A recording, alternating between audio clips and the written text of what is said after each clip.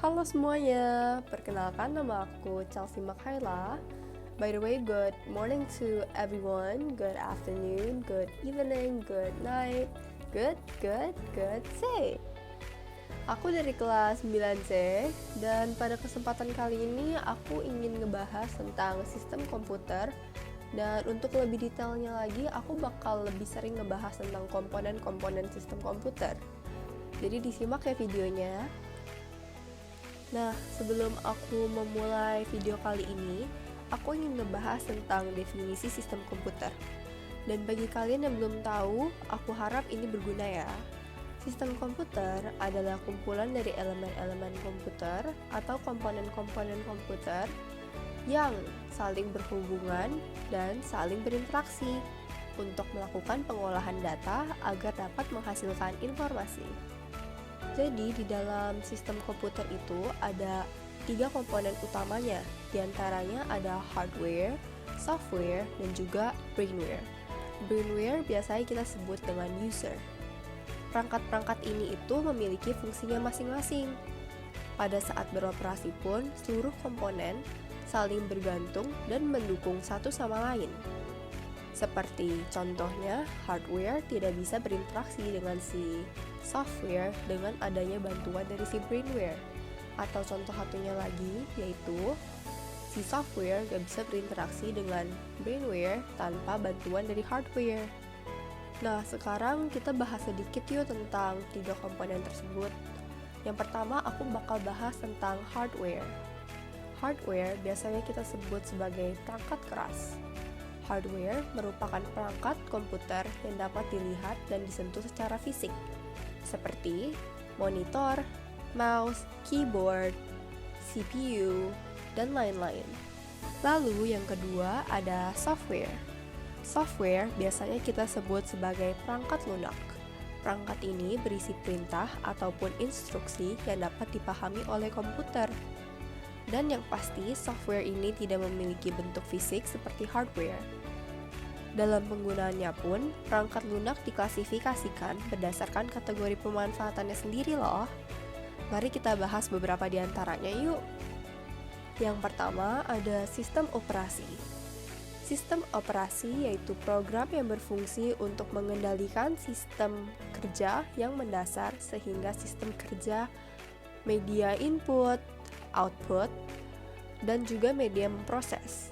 Adapun contoh sistem operasi diantaranya yaitu Microsoft Windows, Linux OS, dan juga Mac OS.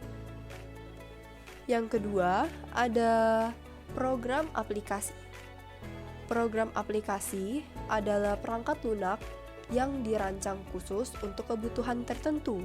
Misalnya program pengolah angka seperti Microsoft Excel, pengolah kata seperti Microsoft Word, ataupun aplikasi web browser yang digunakan untuk menjelajah di internet, contohnya Google Chrome. Yang terakhir ada utility, atau yang bisa kita sebut perangkat lunak bantu. Perangkat lunak bantu ini memiliki fungsi sebagai aplikasi pembantu, serta merupakan perangkat lunak sistem dengan fungsi tertentu, seperti data recovery, disk defragmented, dan juga antivirus. Komponen terakhir yang membentuk sistem komputer adalah brainware, atau bisa kita sebut sebagai perangkat otak, yang bisa kita sebut juga sebagai pengguna komputer atau manusia. Brainware biasanya dalam sehari-hari kita sebut sebagai user. Jadi, ketika kamu menggunakan sebuah komputer, maka sebenarnya kamu yang menjadi pengguna komputer tersebut. Saat kamu bermain game atau mengetik di Microsoft Word, maka kamu menjadi brainware dari komputer tersebut. Maka dari itu, brainware secara sederhana bisa kita sebut sebagai pengguna komputer. Keberadaan brainware menjadi sangat penting karena tentu saja komputer tidak mungkin berjalan sendiri tanpa dioperasikan pengguna. Jadi teman-teman, sistem komputer merupakan gabungan dari perangkat keras, perangkat lunak, dan pengguna yang bekerja sama untuk mengolah data. Setiap bagian memiliki tugas penting dalam menjalankan komputer. seperti brainware memberikan instruksi, software mengelola dan memproses instruksi tersebut, dan hardware menjalankan operasi fisik yang dibutuhkan untuk menyelesaikan tugas. Kerjasama antara ketiganya sangatlah penting untuk memastikan sistem komputer berfungsi dengan efektif dan juga efisien. Memahami cara kerja dan fungsi setiap bagian bisa membantu kita untuk menggunakan komputer dengan lebih baik lagi.